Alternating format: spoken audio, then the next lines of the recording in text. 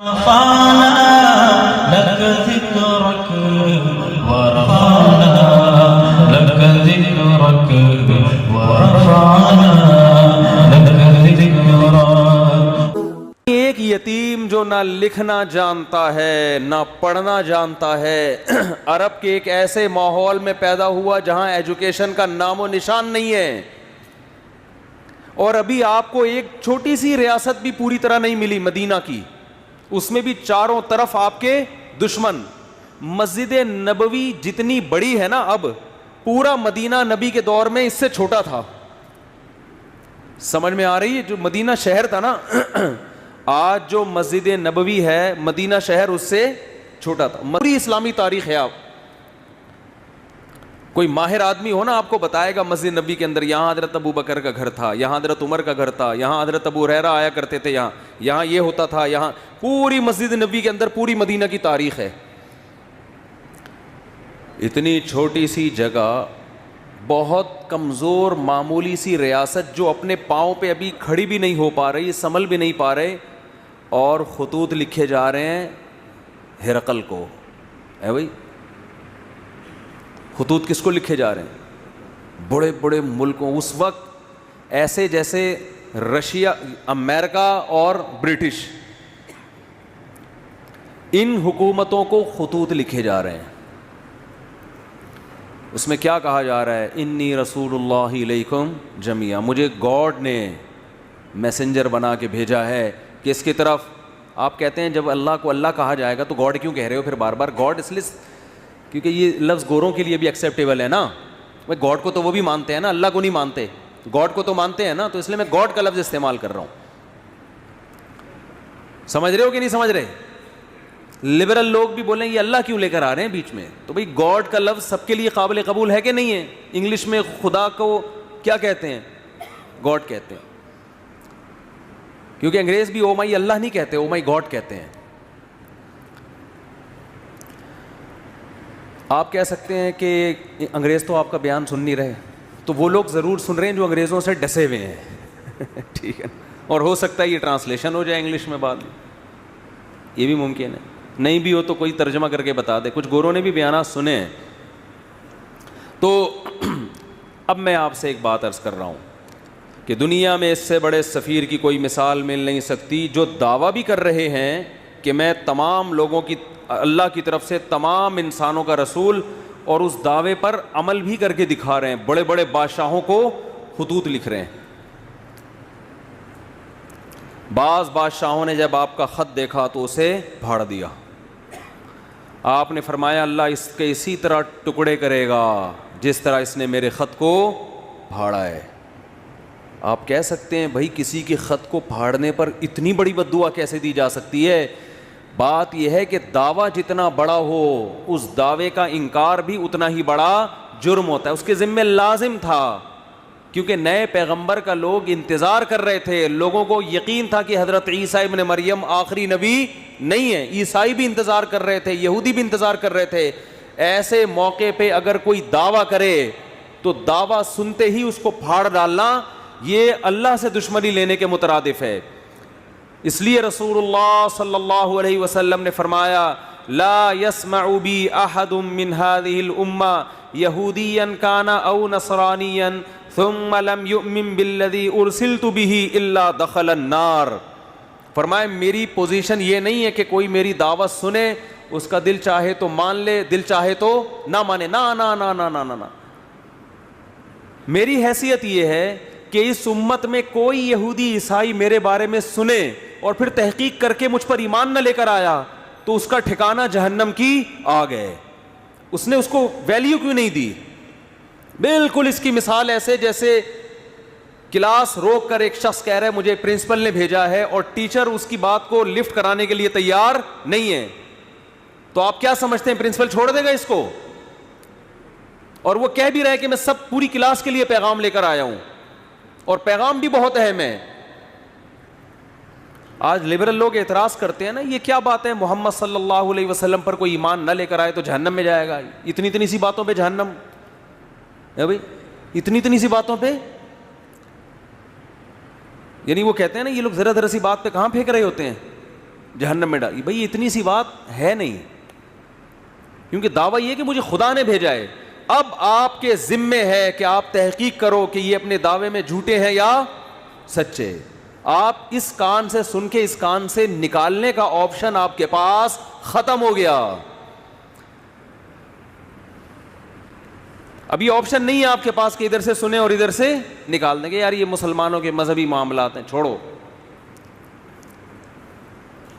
آپ کہہ سکتے ہیں کہ کیا دلیل ہے آپ کے پاس کہ محمد ابن عبداللہ صلی اللہ علیہ وسلم اس دعوے میں سچے تھے, کیا دلیل ہے آپ کے پاس؟ ہم کہتے ہیں 1400 سال پہلے جو آپ کی نبوت کے برحق ہونے کے دلائل تھے وہ تو تھے, وہ لوگوں نے اپنی آنکھوں سے دیکھے. 1400 سال کے بعد جو آپ کے برحق ہونے کے دلائل ہیں وہ پہلے سے بھی زیادہ ہیں, وہ اس سے بھی زیادہ ہیں. اگر خدا محمد صلی اللہ علیہ وسلم کو میسنجر بنا کے بھیجتا اور یہ نہ کہتا کہ یہ آخری پیغمبر ہیں, تو خدا کے ذمے محمد صلی اللہ علیہ وسلم کی تعلیمات کی حفاظت بولو نہیں تھی. کیا خیال ہے؟ اللہ کہہ دیتا کہ ان کی تعلیمات جب مسخ ہوں گی تو میں دوسرا پیغمبر بھیج دوں گا.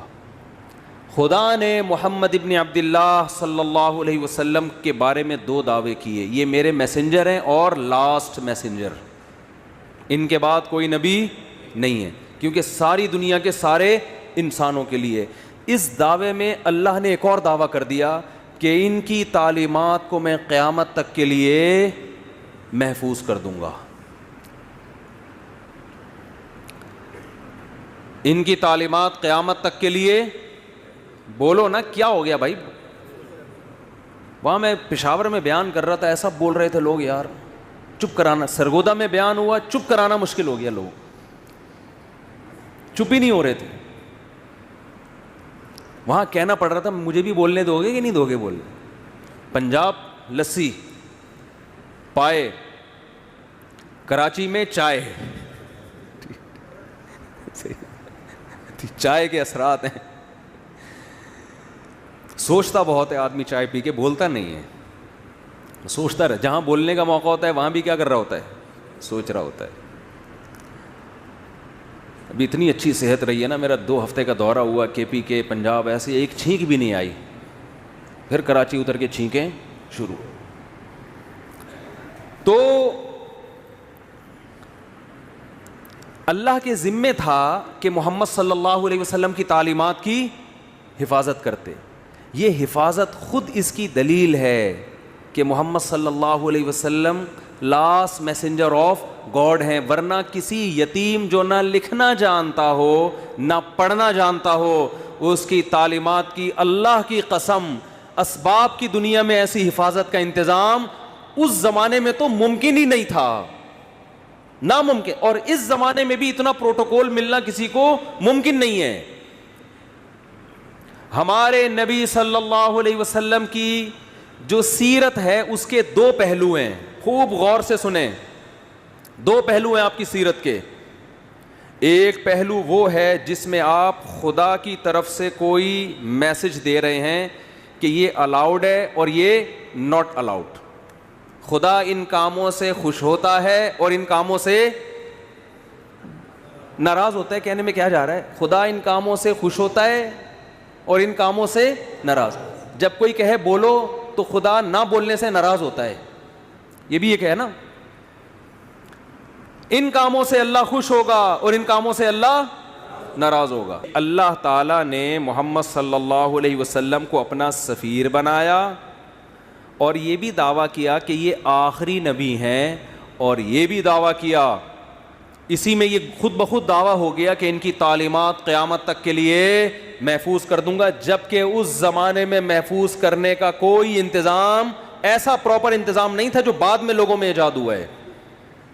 تو لکھنے والے چند گنے چنے لوگ تھے, لکھتے بھی چمڑوں پہ اور کاغذوں پہ, جس کے گمنے کا بہت امکان, تحریف کا بہت امکان, مگر ایسا انتظام کیا کہ میں آپ سے عرض کر رہا تھا محمد صلی اللہ علیہ وسلم کی تعلیمات دو قسم کی ہیں, جلدی سے بات کو سمیٹ رہا ہوں میں.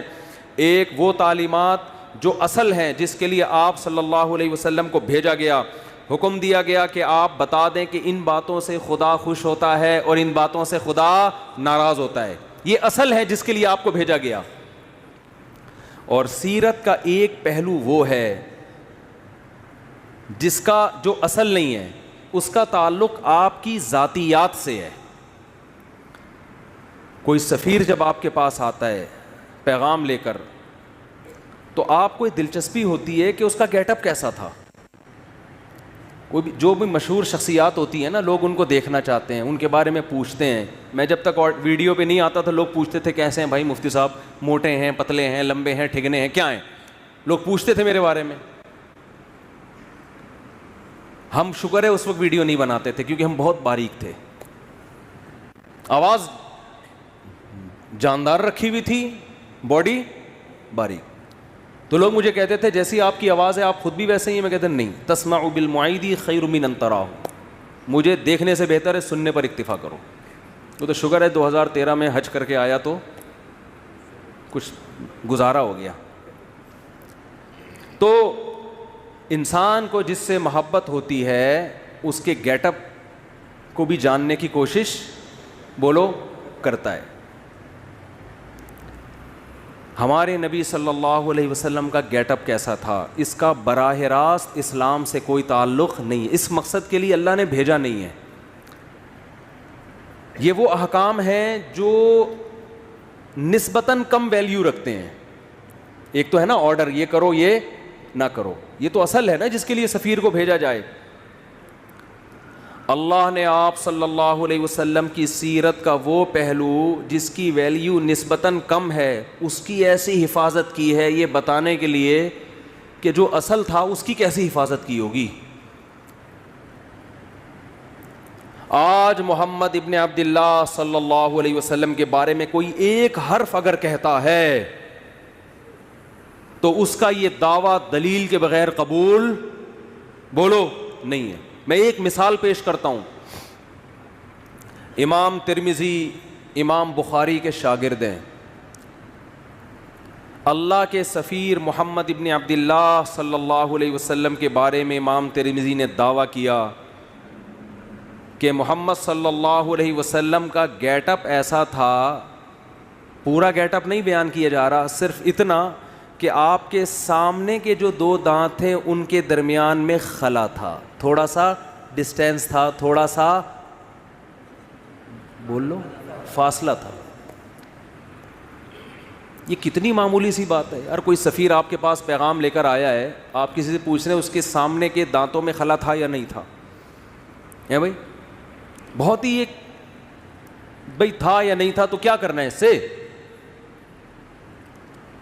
لیکن امام ترمذی یہ بات بیان کر رہے ہیں.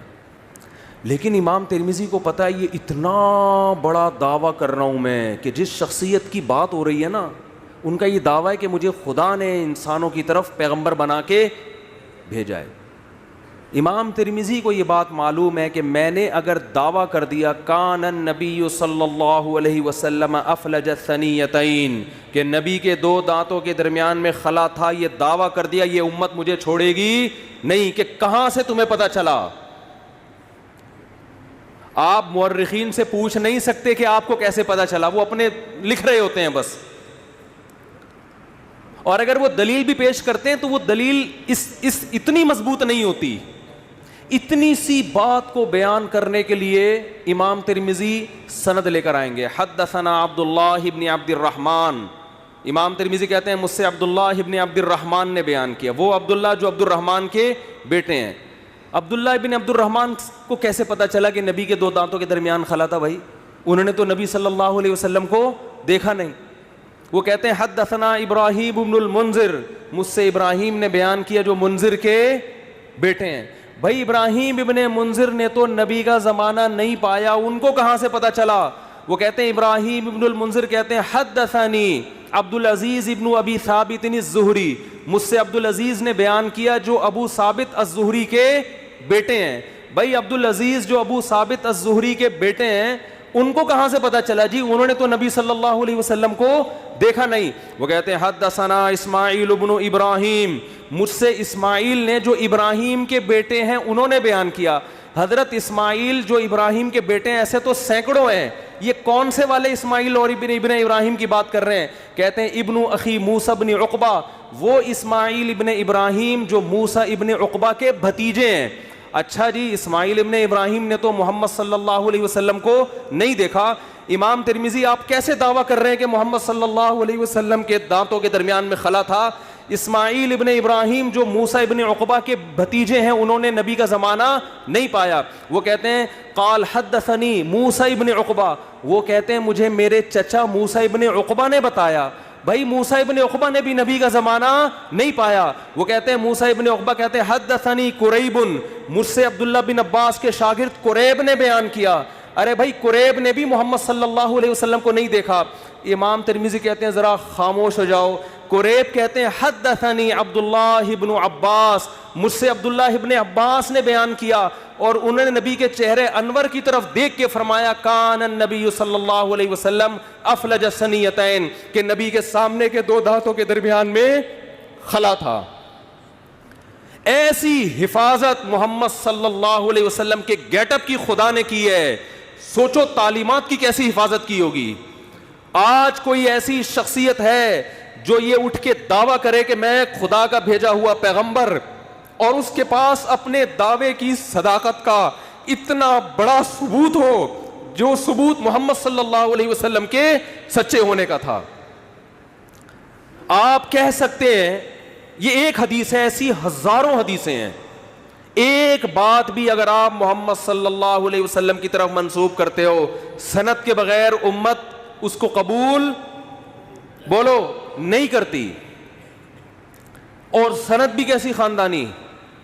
آپ کہہ سکتے ہو امام ترمذی سے کہ حضرت آپ کہتے ہیں مجھ سے عبداللہ ابن عبد الرحمن نے بیان کیا, ہو سکتا ہے یہ بندہ بھی آپ نے خود ہی گڑھ لیا ہو.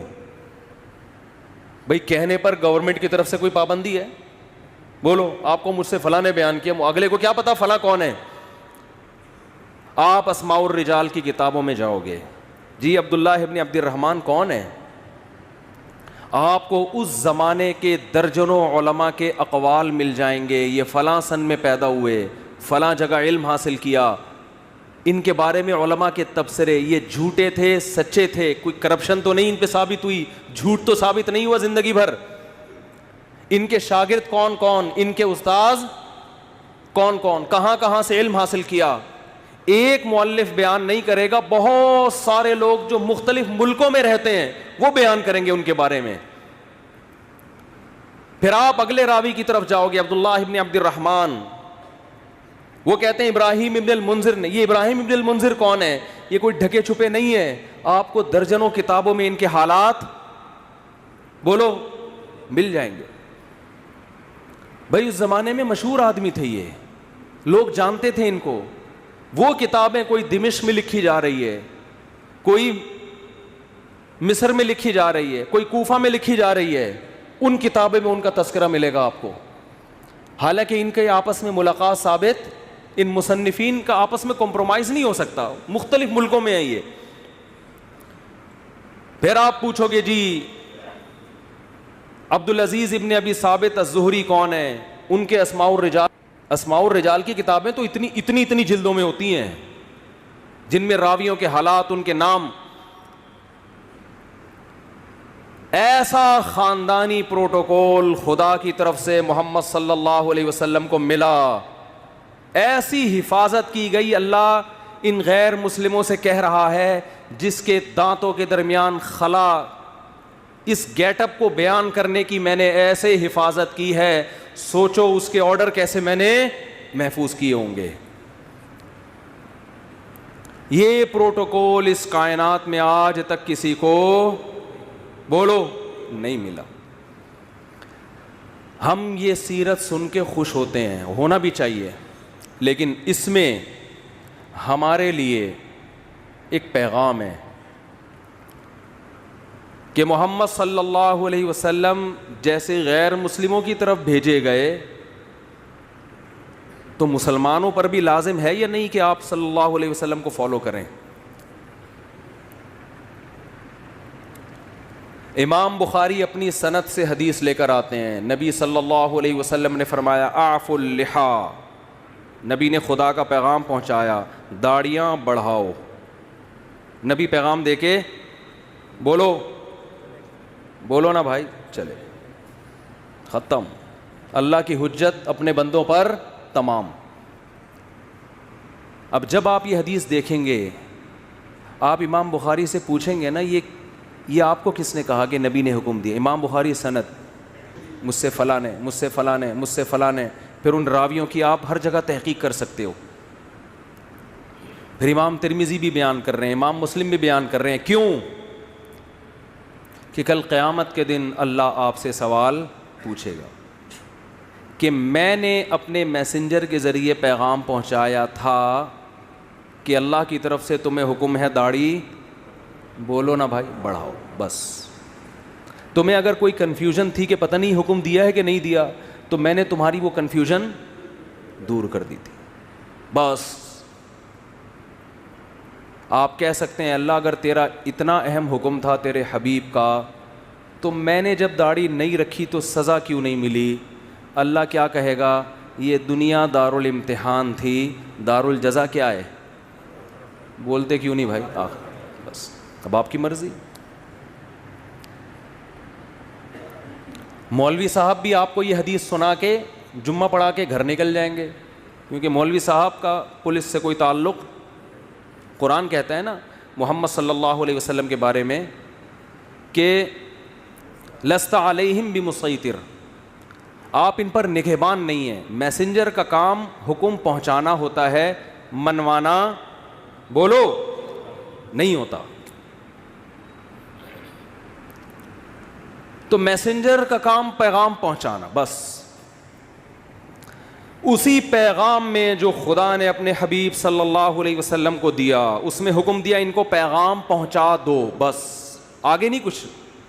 لا تقربوا الزنا، اچھا کچھ پیغام ایسے ہیں جو خدا کی ذات سے نکلے ہیں، براہ راست قرآن کی شکل میں محفوظ ہوئے، کہ اس میں اے نبی، ہم جب کسی کو پیغام دے کے بھیجتے ہیں، بعض دفعہ پیغام اتنا اہم ہوتا ہے کہ وہ لکھ کے دے دیتے ہیں، بھائی یہ پڑھ کے سنا دو، اور بعض دفعہ کہتے ہیں یہ بھی بتا دینا، یہ بھی بتا دینا، تو اس میں میسنجر کے الفاظ اپنے ہوتے ہیں، پیغام بھیجنے والے کا ہوتا ہے۔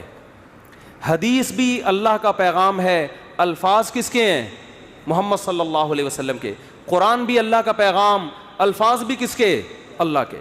تو جو اللہ نے قرآن میں حکم دیا، جو پیغمبر نے قرآن پہنچایا، اور وہ بھی اسی طرح محفوظ ہے، اس میں بھی ذرہ برابر تبدیلی نہیں ہوئی۔ اس پیغام میں کیا ہے؟ لا تقربوا الزنا، ان سے کہہ دو کہ زنا کے قریب بھی پھٹکنے کی اجازت، بولتے کیوں نہیں، زنا کرنا تو دور کی بات۔ آج صبح ایک لڑکی کا فون آیا، 5 سال سے میرا ریلیشن کسی بندے سے، اب وہ شادی نہیں کر رہا۔ میں نے کہا بالکل ٹھیک کر رہا ہے، وہ حرام کاروں کے لیے یہی ہونا چاہیے۔ جب اس نے حرام مزے لے لیے تو وہ کیوں بیوی بنائے گا بھائی؟ کیوں بیوی بنائے گا وہ؟ اس کو حرام چسکے لگ گئے نا، رو رہی ہے، اس کو منع ہے۔ میں نے کہا میں کیوں سمجھاؤں اس کو؟ خدا نے مرد اور عورت کو نکاح کے علاوہ کسی بھی راستے سے قریب جانے کی اجازت بولو نہیں دی ہے۔ محمد صلی اللہ علیہ وسلم جو گاڈ کا پیغام لے کر آئے، دیکھو غیر مسلم زنا کر سکتا ہے، کرے، وہ کہہ رہا ہے میں نہیں مانتا محمد صلی اللہ علیہ وسلم کو، اس پہ خدا خود ہی نمٹ لے گا قیامت کے دن۔ مسلمان کے پاس نبی کے حکم کے سامنے نو کا آپشن نہیں ہے۔ محمد صلی اللہ علیہ وسلم جو پیغام لے کر آئے گاڈ کی طرف سے، اس میں یہ تھا کہ تمہیں 5 ٹائم اللہ کے گھر میں جمع ہو کے میری عبادت کرنی ہے، اور عبادت کا طریقہ بھی بتا دیا۔ اس میں فجر کی نماز بھی، ظہر کی نماز بھی، عصر بھی، مغرب بھی اور عشاء بھی۔ آپ نماز کے لیے آ جائیں، آپ کی مرضی، نہ آئیں، کوئی مولانا صاحب پولیس لے کے آپ کے گھر نہیں پہنچیں گے۔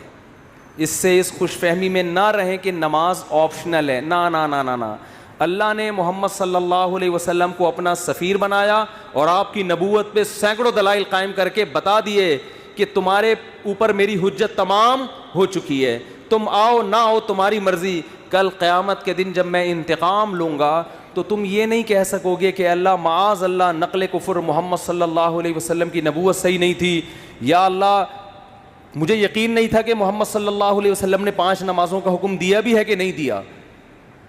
تو یہ حجت اللہ کی بندوں پہ تمام ہو چکی ہے.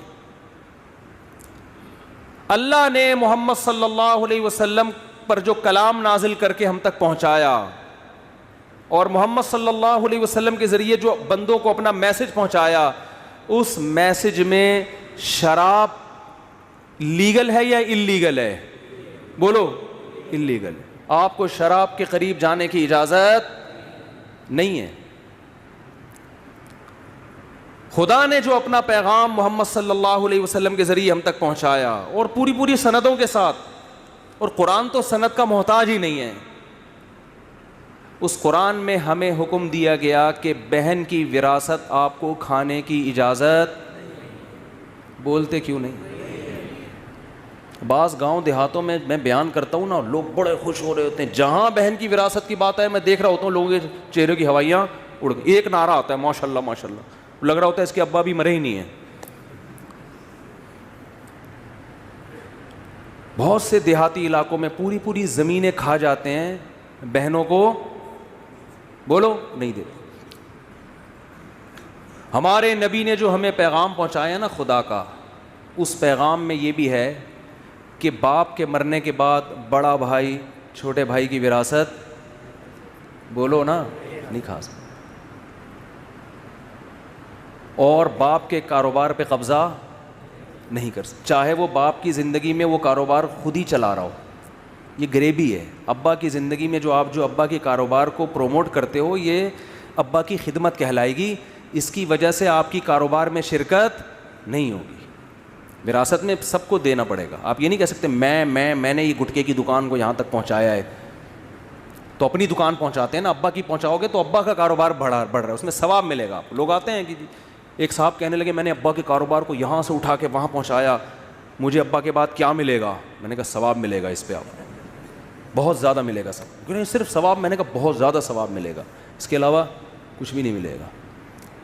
یہ ابا کا بزنس ہے بھائی. ابا کی گائے آپ خدمت کر کے ختم.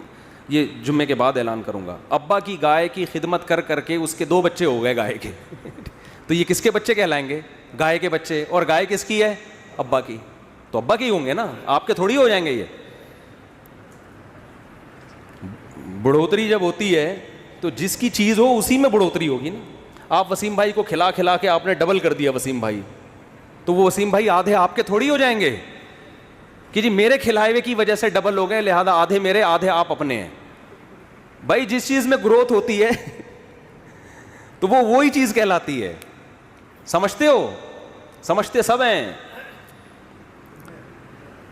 ہاں ایک صاحب کیا کریں یار, مثالیں اتنی ہیں, چھوڑو وقت بھی پورا ہو گیا ہے. تو بھائی یہ جو خدا کے پیغامات ہم تک آئے ہیں نا, اللہ کے پیغامات, ان پیغامات میں کچھ تو آپشنل ہیں, کچھ تو اللہ نے خود ہی اختیار دے دیا. تہجد پڑھو نہیں پڑھو ٹھیک ہے, پڑھ لو گے اچھی بات ہے, نہیں پڑھو تو ضروری نہیں. اشراق پڑھ لو اچھی بات ہے, نہیں پڑھو تو کچھ غریبیاں بھی رکھی ہیں اللہ نے, وہ تمہاری مرضی. لیکن کچھ ایسے ہیں جس میں جو حلال و حرام سے جن کا تعلق ہے. داڑھی رکھنا ضروری ہے, اور بہنوں کی وراثت ان کے حوالے کرنا ضروری ہے.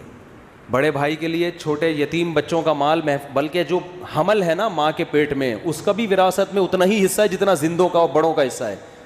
1 دن کے حمل کا وہی حصہ ہے جو بال بچوں والے آدمی کا حصہ ہے. اس حمل کو بھی ماں کو گرانے کی اجازت نہیں ہے. تو یہ خدا کے احکامات ہیں جن میں اللہ نے 2 اور 2 4 کی طرح اپنے دین کو واضح کر دیا ہے.